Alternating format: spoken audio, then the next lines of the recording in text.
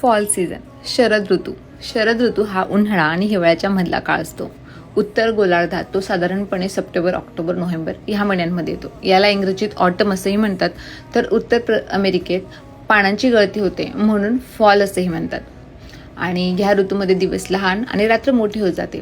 अनेक झाडांची पाने हिरवी होणे थांबते आणि त्यांचा रंग पिवळा, नारंगी, लाल, जांभळा किंवा तपकिरी होत जातो. आणि हे खूप आकर्षक दृश्य असतात.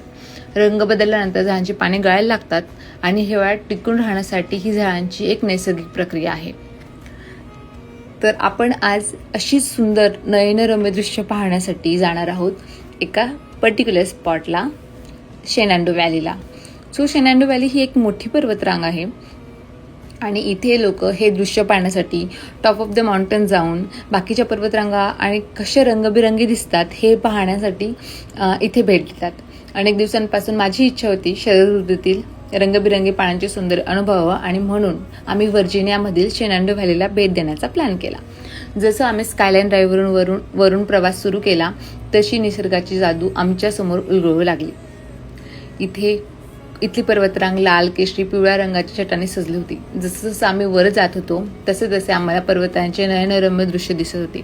प्रत्येक वळणावर एक नवीन आणि सुंदर चित्र समोर येत होतं. निसर्गाचे हे रंग पाहून मला इतका आनंद झाला की हे कॅमेऱ्यात कैद करून ठेवण्यापेक्षा डोळ्यात साठवून घेण्यात माझा जास्त भर होता. इथेच आम्ही हा सुंदर प्रवास संपवला आणि याच्या आठवणी नेहमीच मनात घर करून राहतील. यावरून मला एक लाईनही आठवते, पानगळ ही झाडाची हार नाही तर पुढच्या बहराची तयारी असते.